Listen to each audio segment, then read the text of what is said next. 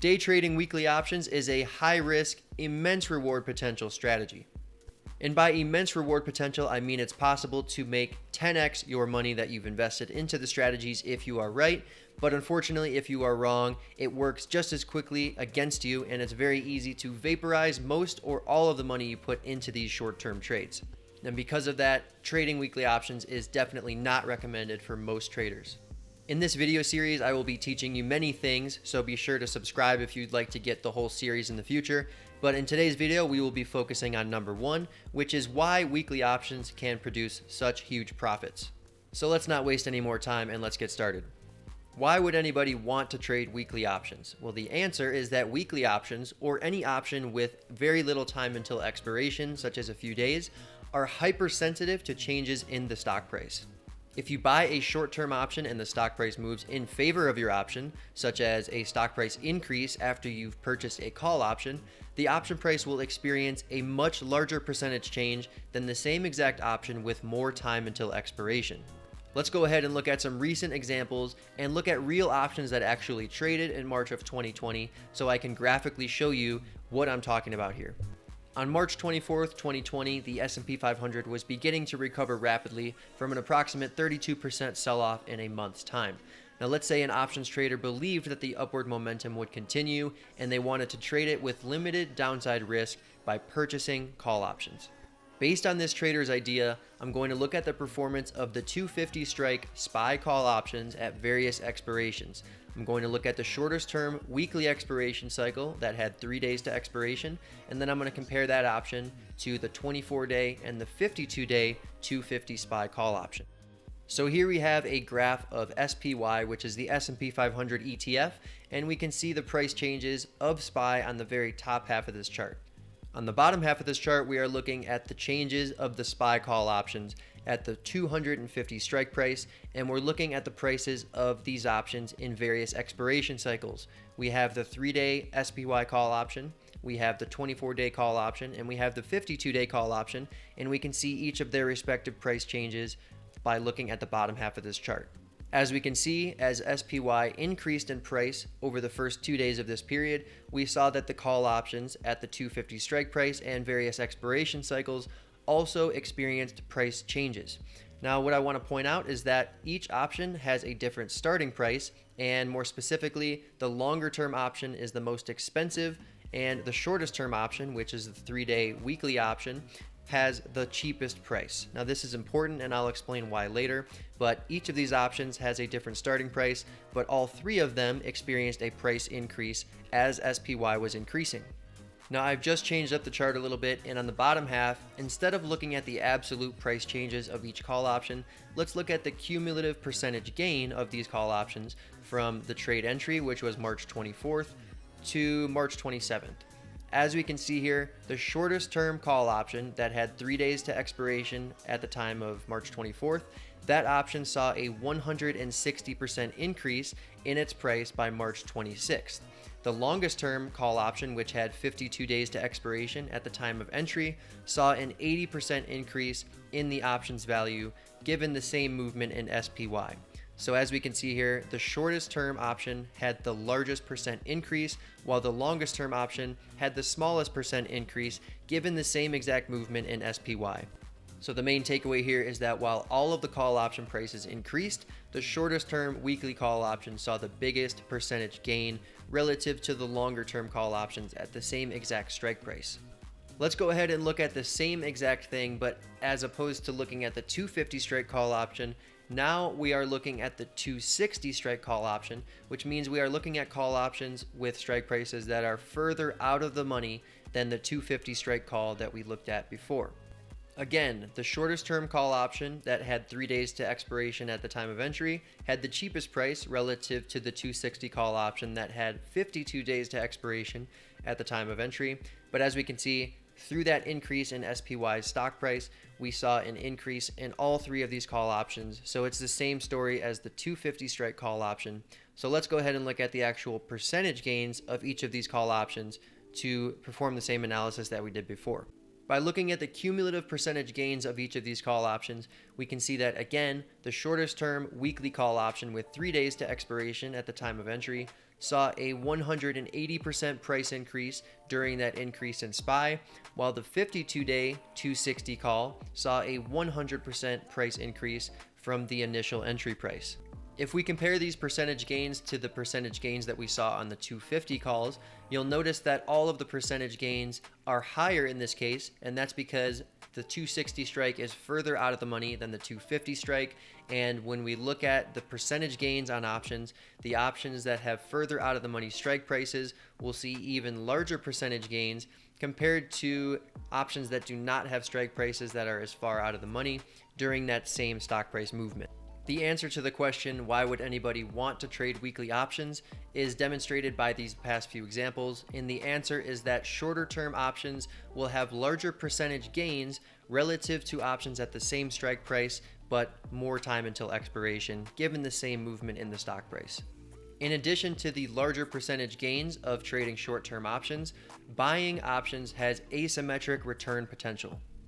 The worst case scenario when you are buying options is that you lose a portion or all of what you put into the trades, meaning the worst case scenario is a 100% loss of the premium that you paid for those options.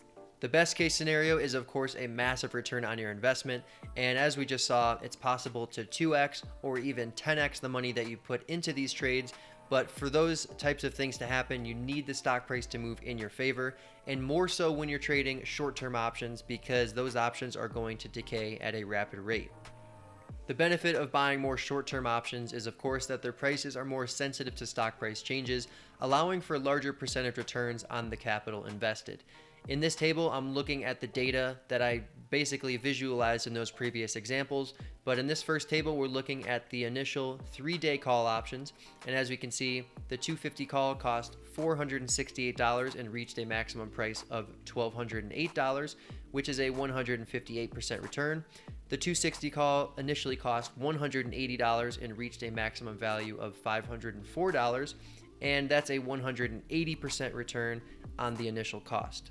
When we look at the initial 52-day call options, the 250 52-day call initially cost $1,395 and reached a maximum price of $2,565, which is a 83% return on the capital invested.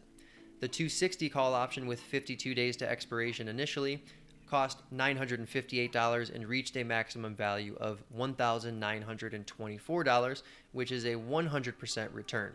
So as we can see here, the larger percentage return goes to the shorter term options, as we've discussed earlier in this video. But the percentage increase is not the only benefit of trading near-term options. The cheaper cost of near-term options also allows for more leverage because you can buy a larger number of contracts for the same amount of money. Let's look at these two examples to demonstrate what I mean by this. The 3-day 250 call had an initial cost of $468, while the 52-day 250 call had an initial cost of $1,395. Based on this, a trader with $5,000 could buy 10 contracts of the 3-day 250 calls, but only 3 contracts of the 52-day 250 calls. The P&L difference is massive in a scenario where the stock price goes to $270. If we look at the position where the trader purchased 10x of the 250 calls expiring in 3 days, that position had a cost of $4,680 for the 10 contracts, and the estimated value of that position with the stock price going to $270 is at least $20,000, because if the stock price goes to $270, the 250 call will be at least $20, which means its actual value is $2,000 when we account for the option contract multiplier. And when we take that $2,000 minimum value and multiply it by 10, we get an estimated minimum position value of $20,000. Now, if the trader paid $4,680 for that position initially, the P&L in this case would be $15,320. In the case of buying 3 contracts of the 250 calls expiring in 52 days, that position had a similar cost of $4,185, but with the stock price at $270, I know that this call option would be worth at least $20, giving this position's value a minimum value of $6,000. Now, if the position cost $4,185 and increased to a value of $6,000, that's a minimum P&L of $1,815, which is significantly less than the first position, which had 3 times as many contracts. I understand that the 52-day call option with a strike price of $250 would likely be worth much more than the minimum value of $20, because with 52 days to expiration, that call option would have a considerable amount of extrinsic or time value remaining. So if I was to be a little more generous and say that the $250 call was trading for $30 when the stock price was at $270, then that position's value would have $9,000 in value. Now, if the trader paid $4,185 for the position that increased to $9,000, the P&L on that trade would be just under $5,000, which is still only a third of the P&L as compared to the position that had 10 contracts as opposed to 3 contracts. The point I'm trying to get across here is that since near-term options are much less expensive than longer-term options, since there's less time for that stock price movement to occur, you can buy significantly more contracts for the same amount of money compared to buying that same option with a longer expiration cycle, as we can see in this example. When you buy a larger number of contracts in a more near-term expiration cycle and you see an explosive stock price movement towards or through your option strike price, you will have a significantly higher profit than if you had purchased the same option with fewer contracts but in a longer-term expiration cycle. Trading weekly options is a high-risk, high-reward activity and is not for the faint of heart. You can easily lose most or all of the money used when buying short-term options, as you need the stock price to move in your favor, and if it does not, the short-term options will experience pretty rapid price decay and you will lose money. Now, with that being said, it's not like you're going to buy these options and 5 minutes later they will be 50% cheaper. The decay is not that fast, but when you're comparing it to buying a 50-day or a 90-day option, the 3-day option that you purchase is going to lose extrinsic value much faster than those longer-term options, which makes it a much riskier strategy. The real problem with trading short-term options, particularly buying short-term options, is that if the stock price moves against your position, such as you buy a 5-day call option and the stock price falls, that call option is going to lose value very rapidly, which is the bigger problem when trading short-term options. It's not necessarily the decay of the short-term options, but a directional move against you is going to lead to significantly larger losses than if you had purchased a call option with 90 days to expiration and the stock price decreased. When trading weekly options, you absolutely need to be monitoring your positions very closely, and for that reason, I am not recommending that you participate in short-term options trading, as it is highly risky, and if you're not the type of person that can sit and watch your positions and watch the market all day long, then trading weekly options is definitely not suitable for you. On a more positive note, the risk-reward profile when buying short-term options or buying options in general is incredibly favorable, and you do not need a high rate of success to be profitable. As an example, if you were to implement a short-term option buying strategy and your average loss was 50% of the premium that you paid and your average win was a 100% gain on the premium you paid, and assuming you were sizing all of these trades similarly, you would only need a 33% success rate required to break even over time. I'm definitely not saying that this is an easy way to make money trading options, because it doesn't matter if you're selling options or buying options. Making money trading options is hard no matter what.